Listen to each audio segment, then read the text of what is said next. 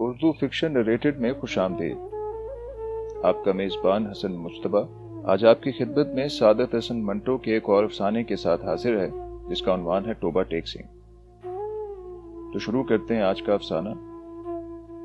بٹوارے کے 2-3 سال بعد پاکستان اور ہندوستان کی حکومتوں کو خیال آیا کہ اخلاقی قیدیوں کی طرح پاگلوں کا بھی تبادلہ ہونا چاہیے، یعنی جو مسلمان پاگل ہندوستان کے پاگل خانوں میں ہیں انہیں پاکستان پہنچا دیا جائے، اور جو ہندو اور سکھ پاکستان کے پاگل خانوں میں ہیں انہیں ہندوستان کے حوالے کر دیا جائے۔ معلوم نہیں یہ بات معقول تھی یا غیر معقول، بہرحال دانش مندوں کے فیصلے کے مطابق ادھر ادھر اونچی سطح کی کانفرنسیں ہوئیں اور بالآخر ایک دن پاگلوں کے تبادلے کے لیے مقرر ہو گیا۔ اچھی طرح چھان بین کی گئی۔ وہ مسلمان پاگل جن کے لواحقین ہندوستان ہی میں تھے وہیں رہنے دیے گئے، جو باقی تھے ان کو سرحد پر روانہ کر دیا گیا۔ یہاں پاکستان میں چونکہ قریب تمام ہندو سکھ جا چکے تھے، اس لیے کسی کو رکھنے رکھانے کا سوال ہی نہ پیدا ہوا۔ جتنے ہندو سکھ پاگل تھے سب کے سب پولیس کی حفاظت میں بارڈر پہنچا دیے گئے۔ ادھر کا معلوم نہیں، لیکن ادھر لاہور کے پاگل خانے میں جب اس تبادلے کی خبر پہنچی تو بڑی دلچسپ چیمگوئیاں ہونے لگیں۔ ایک مسلمان پاگل جو 12 برس سے ہر روز باقاعدگی کے ساتھ زمیندار پڑھتا تھا، اس سے جب اس کے ایک دوست نے پوچھا، مولوی صاحب یہ پاکستان کیا ہوتا ہے، تو اس نے بڑے غور و فکر کے بعد جواب دیا، ہندوستان میں ایک ایسی جگہ ہے جہاں استرے بنتے ہیں۔ یہ جواب سن کر اس کا دوست مطمئن ہو گیا۔ اسی طرح ایک سکھ پاگل نے ایک دوسرے سکھ پاگل سے پوچھا، سردار جی ہمیں ہندوستان کیوں بھیجا جا رہا ہے، ہمیں تو وہاں کی بولی نہیں آتی۔ دوسرا مسکرایا، مجھے تو ہندوستانیوں کی بولی آتی ہے، ہندوستانی بڑے شیطانی اکڑ اکڑ پھرتے ہیں۔ ایک دن نہاتے نہاتے ایک مسلمان پاگل نے پاکستان زندہ باد کا نعرہ اس زور سے بلند کیا کہ فرش پر پھسل کر گرا اور بے ہوش ہو گیا۔ بعض پاگل ایسے بھی تھے جو پاگل نہیں تھے۔ ان میں اکثریت ایسے قاتلوں کی تھی جن کے رشتہ داروں نے افسروں کو دے دلا کر پاگل خانے بھجوا دیا تھا کہ پھانسی کے پھندے سے بچ جائیں۔ یہ کچھ سمجھتے تھے کہ ہندوستان کیوں تقسیم ہوا ہے اور یہ پاکستان کیا ہے، لیکن صحیح واقعات سے وہ بھی بے خبر تھے۔ اخباروں سے کچھ پتہ نہیں چلتا تھا اور پہرے دار سپاہی ان پڑھ اور جاہل تھے، ان کی گفتگوؤں سے بھی کوئی نتیجہ برآمد نہیں کر سکتے تھے۔ ان کو صرف اتنا معلوم تھا کہ ایک آدمی محمد علی جناح ہے جس کو قائد اعظم کہتے ہیں۔ اس نے مسلمانوں کے لیے ایک علیحدہ ملک بنایا ہے جس کا نام پاکستان ہے۔ یہ کہاں ہے، اس کا محل وقوع کیا ہے، اس کے متعلق وہ کچھ نہیں جانتے تھے۔ یہی وجہ ہے کہ پاگل خانے میں وہ سب پاگل جن کا دماغ پوری طرح معاف نہیں ہوا تھا اس مخمصے میں گرفتار تھے کہ وہ پاکستان میں ہیں یا ہندوستان میں۔ اگر ہندوستان میں ہیں تو پاکستان کہاں ہے؟ اگر وہ پاکستان میں ہیں تو یہ کیسے ہو سکتا ہے کہ وہ کچھ عرصے پہلے یہیں رہتے ہوئے بھی ہندوستان میں تھے؟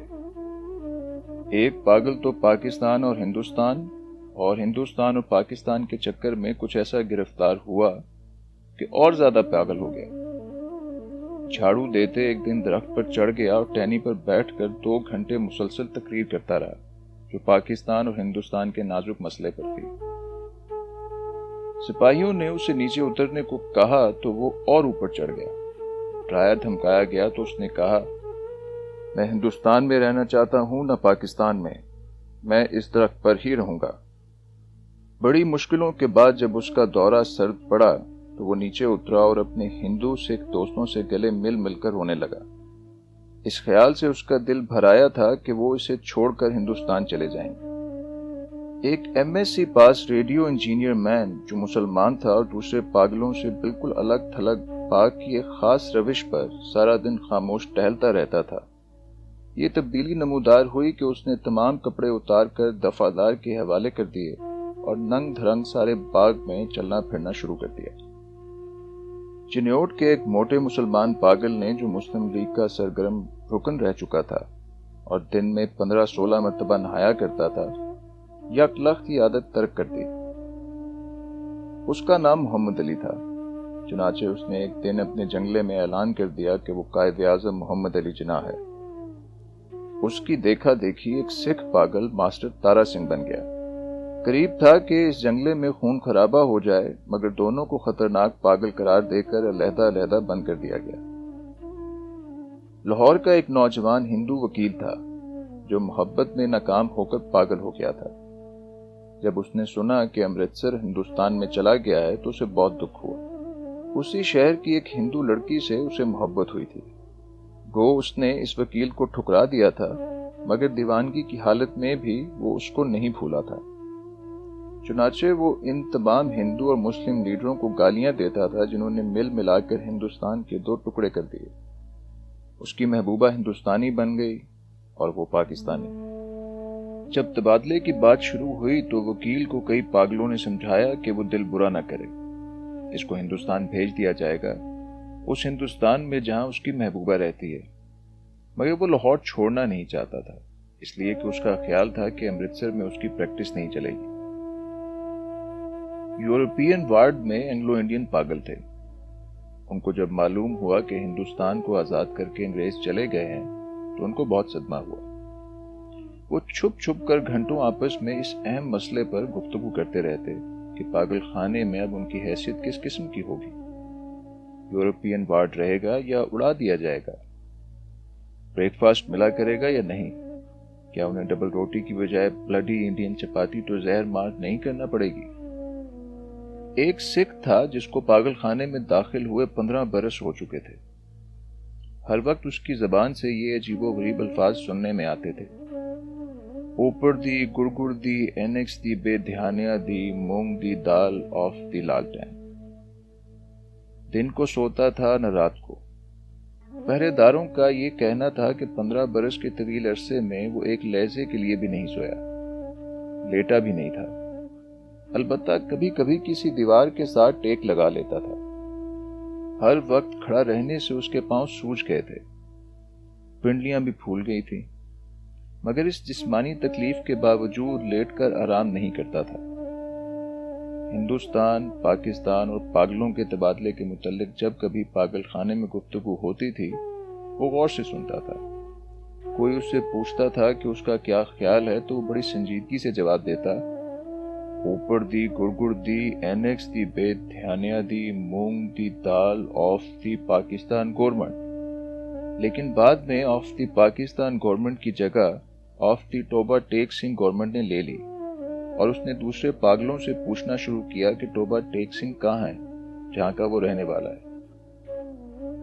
لیکن کسی کو بھی معلوم نہیں تھا کہ وہ پاکستان میں ہے یا ہندوستان میں۔ جو بتانے کی کوشش کرتے تھے خود اس الجھاؤ میں گرفتار ہو جاتے تھے کہ سیالکوٹ پہلے ہندوستان میں ہوتا تھا پر اب سنا ہے کہ پاکستان میں ہے۔ کیا پتا ہے کہ لاہور جو اب پاکستان میں ہے کل ہندوستان میں چلا جائے، یا سارا ہندوستان ہی پاکستان بن جائے، اور یہ بھی کون سینے پر ہاتھ رکھ کر کہہ سکتا تھا کہ ہندوستان اور پاکستان دونوں کسی دن سرے سے غائب ہی ہو جائیں۔ اس سکھ پاگل کے کیس چھدرے ہو کر بہت مختصر رہ گئے تھے۔ چونکہ بہت کم نہاتا تھا اس لیے داڑھی اور سر کے بال آپس میں جم گئے تھے، جس کے باعث اس کی شکل بڑی بھیانک ہو گئی تھی۔ مگر آدمی بے ضرر تھا۔ 15 برسوں میں اس نے کبھی کسی سے جھگڑا فساد نہیں کیا تھا۔ پاگل خانے کے جو پرانے ملازم تھے وہ اس کے متعلق جانتے تھے کہ ٹوبا ٹیک سنگھ میں اس کی کئی زمینیں تھیں۔ اچھا کھاتا پیتا زمیندار تھا کہ اچانک دماغ الٹ گیا۔ اس کے رشتہ دار لوہے کی موٹی موٹی زنجیروں میں اسے باندھ کر لائے اور پاگل خانے میں داخل کرا گئے۔ مہینے میں ایک بار ملاقات کے لیے یہ لوگ آتے تھے اور اس کی خیر خیریت دریافت کر کے چلے جاتے تھے۔ ایک مدت تک یہ سلسلہ جاری رہا، اور جب پاکستان ہندوستان کی گڑبڑ شروع ہوئی تو ان کا آنا بند ہو گیا۔ اس کا نام بشن سنگھ تھا، مگر اسے ٹوبا ٹیک سنگھ کہتے تھے۔ اس کو یہ قطعاً معلوم نہیں تھا کہ دن کون سا ہے، مہینہ کون سا ہے، یا کتنے سال بیت چکے ہیں۔ لیکن ہر مہینے جب اس کے عزیز و اقارب اس سے ملنے کے لیے آتے تھے تو اسے اپنے آپ پتہ چل جاتا تھا۔ چنانچہ وہ دفعہ سے کہتا کہ اس کی ملاقات آ رہی ہے۔ اس دن وہ اچھی طرح نہاتا، بدن پر خوب صابن گھستا اور سر میں تیل لگا کر کنگھا کرتا۔ اپنے کپڑے جو وہ کبھی استعمال نہیں کرتا تھا نکلوا کے پہنتا اور یوں سج کر ملنے والوں کے پاس جاتا۔ وہ اس سے کچھ پوچھتے تو وہ خاموش رہتا یا کبھی کبھار اوپر دی گڑ گڑ دی اینکس دی بے دھیانیاں دی moong the dal of the لالٹین کہہ دیتا۔ اس کی ایک لڑکی تھی جو ہر مہینے ایک انگلی بڑھتی بڑھتی 15 برسوں میں جوان ہو گئی تھی۔ بشن سنگھ اس کو پہچانتا ہی نہیں تھا۔ وہ بچی تھی جب بھی اپنے باپ کو دیکھ کر روتی تھی، جوان ہوئی تب بھی اس کی آنکھوں سے آنسو بہتے تھے۔ پاکستان اور ہندوستان کا قصہ شروع ہوا تو اس نے دوسرے پاگلوں سے پوچھنا شروع کیا کہ ٹوبہ ٹیک سنگھ کہاں ہے۔ جب اطمینان بخش جواب نہ ملا تو اس کی کریز دن بدن بڑھتی گئی۔ اب ملاقات بھی نہیں آتی تھی۔ پہلے تو اسے اپنے آپ پتہ چل جاتا تھا کہ ملنے والے آ رہے ہیں، پر اب جیسے اس کے دل کی آواز بھی بند ہو گئی تھی جو اسے ان کی آمد کی خبر دے دیا کرتی تھی۔ اس کی بڑی خواہش تھی کہ وہ لوگ آئیں جو اسے ہمدردی کا اظہار کرتے تھے اور اس کے لیے پھل، مٹھائیاں اور کپڑے لاتے تھے۔ وہ اگر ان سے پوچھتا کہ ٹوبہ ٹیک سنگھ کہاں ہے تو وہ اسے یقیناً بتا دیتے کہ پاکستان میں ہے یا ہندوستان میں، کیونکہ اس کا خیال تھا کہ وہ ٹوبہ ٹیک سنگھ ہی سے آتے ہیں جہاں اس کی زمینیں ہیں۔ پاگل خانے میں ایک پاگل ایسا بھی تھا جو خود کو خدا کہتا تھا۔ اس سے جب ایک روز بشن سنگھ نے پوچھا کہ ٹوبہ ٹیک سنگھ پاکستان میں ہے یا ہندوستان میں تو اس نے حسب عادت کہکا لگایا اور کہا، وہ پاکستان میں ہے نہ ہندوستان میں، اس کے لیے ہم نے ابھی تک حکم ہی نہیں دیا۔ بشن سنگھ نے اس خدا سے کئی مرتبہ منت سماجت سے کہا کہ وہ حکم دے دے تاکہ جھنجٹ ختم ہو، مگر وہ بہت مصروف تھا اس لیے کہ اسے اور بے شمار حکم دینے تھے۔ ایک دن تنگ آ کر وہ اس پر برس پڑا۔ اوپر دی گڑ گڑ دی اینکس دی بے دھیانیاں دی moong the dal of Y grow G the Khalsa and وائے گرو جی کی فتح، جو بولے سو نہال ست سری اکال۔ اس کا شاید یہ مطلب تھا کہ تم مسلمان کے خدا ہو، سکھوں کے خدا ہوتے تو ضرور میری سنتے۔ تبادلے سے کچھ دن پہلے ٹوبہ ٹیک سنگھ کا ایک مسلمان جو اس کا دوست تھا ملاقات کے لیے آیا۔ پہلے وہ کبھی نہیں آیا تھا۔ جب بشن سنگھ نے اسے دیکھا تو ایک طرف ہٹ گیا اور واپس جانے لگا، مگر سپاہیوں نے اسے روکا۔ یہ تم سے ملنے آیا ہے تمہارا دوست فضل دین۔ بشن سنگھ نے فضل دین کو ایک نظر دیکھا اور کچھ بڑبڑانے لگا۔ فضل دین نے آگے بڑھ کر اس کے کندھے پر ہاتھ رکھا۔ میں بہت دنوں سے سوچ رہا تھا کہ تم سے ملوں لیکن فرصت ہی نہ ملی۔ تمہارے سب آدمی خیریت سے ہندوستان چلے گئے، مجھ سے جتنی مدد ہو سکی میں نے کی۔ تمہاری بیٹی روپ کور، وہ کچھ کہتے کہتے رک گیا۔ بشن سنگھ کچھ یاد کرنے لگا۔ بیٹی روپ کور؟ فضل دین نے رک رک کر کہا، ہاں وہ بھی ٹھیک ٹھاک ہے، ان کے ساتھ ہی چلی گئی۔ بشن سنگھ خاموش رہا۔ فضل دین نے کہنا شروع کیا، انہوں نے مجھ سے کہا تھا کہ تمہاری خیر خیریت پوچھتا رہوں۔ اب میں نے سنا ہے کہ تم ہندوستان جا رہے ہو۔ بھائی بلبیر سنگھ اور بھائی ودھاوا سنگھ سے میرا سلام کہنا، اور بہن امرت کور سے بھی۔ بھائی بلبیر سے کہنا فضل دین راضی خوشی ہے۔ 2 بھوری بھینسیں جو وہ چھوڑ گئے تھے ان میں سے ایک نے کٹا دیا ہے اور دوسری کے کٹی ہوئی تھی، پر وہ 6 دن کے ہو کے مر گئی۔ اور میرے لائق جو خدمت ہو کہنا، میں ہر وقت تیار ہوں۔ اور یہ تمہارے لیے تھوڑے سے مرنڈے لایا ہوں۔ بشن سنگھ نے مرنڈوں کی پوٹلی لے کر پاس کھڑے سپاہی کے حوالے کر دی اور فضل دین سے پوچھا، ٹوبہ ٹیک سنگھ کہاں ہے؟ فضل دین نے قدر حیرت سے کہا، کہاں ہے؟ وہی ہے جہاں تھا۔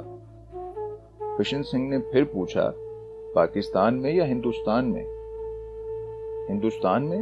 نہیں، پاکستان میں۔ فضل دین بوکھلا سا گیا۔ بشن سنگھ بڑبڑاتا ہوا چلا گیا۔ اوپر دی گڑ گڑ دی اینکس دی بے دہانیاں دی moong the dal of Pakistan and Hindustan of the ترفٹے منہ۔ تبادلے کی تیاریاں مکمل ہو چکی تھی۔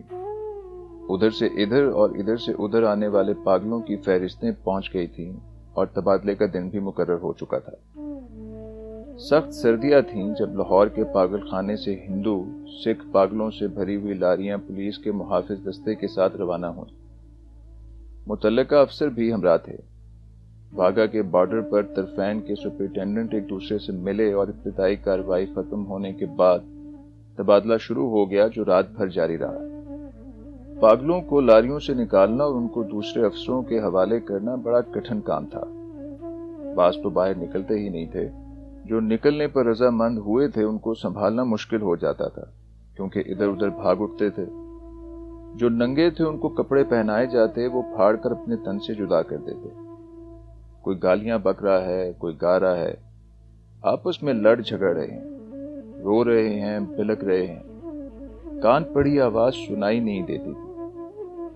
پاگل عورتوں کا شور و غوغا الگ تھا اور سردی اتنی کڑاکے کی تھی کہ دان سے دان بج رہے تھے۔ پاگلوں کی اکثریت اس تبادلے کے حق میں نہیں تھی، اس لیے کہ ان کی سمجھ میں نہیں آتا تھا کہ انہیں اپنی جگہ سے اکھاڑ کر کہاں پھینکا جا رہا ہے۔ وہ چند جو کچھ سوچ سمجھ سکتے تھے، پاکستان زندہ باد اور پاکستان مردہ باد کے نعرے لگا رہے تھے۔ 2-3 مرتبہ فساد ہوتے ہوتے بچا کیونکہ بعض مسلمانوں اور سکھوں کو یہ نعرہ سن کر طیش آ گیا تھا۔ جب بشن سنگھ کی باری آئی اور واگا کے اس پار متعلقہ افسر اس کا نام رجسٹر میں درج کرنے لگا تو اس نے پوچھا، توبہ ٹیک سنگھ کہاں ہے، پاکستان میں یا ہندوستان میں؟ متعلقہ افسر ہنسا، پاکستان میں۔ یہ سن کر بشن سنگھ اچھل کر ایک طرف ہٹا اور دوڑ کر اپنے باقی ماندہ ساتھیوں کے پاس پہنچ گیا۔ پاکستانی سپاہیوں نے اسے پکڑ لیا اور دوسری طرف لے جانے لگے، مگر اس نے چلنے سے انکار کر دیا۔ توبہ ٹیک سنگھ یہاں ہے، اور زور زور سے چلانے لگا، اوپر دی گڑگڑ دی، اینیکس دی بے دھیانیا دی، مونگ دی دال آف توبہ ٹیک سنگھ اینڈ پاکستان۔ اسے بہت سمجھایا گیا کہ دیکھو اب توبہ ٹیک سنگھ ہندوستان میں چلا گیا ہے، اگر نہیں گیا تو اسے فوراً وہاں بھیج دیا جائے گا، مگر وہ نہ مانا۔ جب اس کو زبردستی دوسری طرف لے جانے کی کوشش کی گئی تو وہ درمیان میں ایک جگہ اس انداز میں اپنی سوجی ہوئی ٹانگوں پر کھڑا ہو گیا جیسے اب اسے کوئی طاقت وہاں سے نہیں ہلا سکے گی۔ آدمی چونکہ بے ضرر تھا اس لیے اس سے مزید زبردستی نہ کی گئی، اس کو وہیں کھڑا رہنے دیا گیا اور تبادلے کا باقی کام ہوتا رہا۔ سورج نکلنے سے پہلے ساکت و صامت بشن سنگھ کے حلق سے ایک فلک شگاف چیخ نکلی۔ ادھر ادھر سے کئی افسر دوڑے آئے اور دیکھا کہ وہ آدمی جو 15 برس تک دن رات اپنی ٹانگوں پر کھڑا رہا تھا، اوندھے منہ لیٹا ہے۔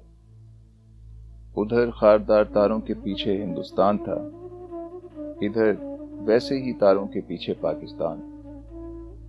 درمیان میں زمین کے اس ٹکڑے پر جس کا کوئی نام نہیں تھا، توبہ ٹیک سنگھ پڑا تھا۔ آپ ابھی سن رہے تھے سعادت حسن منٹو کا ایک مقبول افسانہ توبہ ٹیک سنگھ۔ امید کرتا ہوں آپ کو پسند آیا ہوگا۔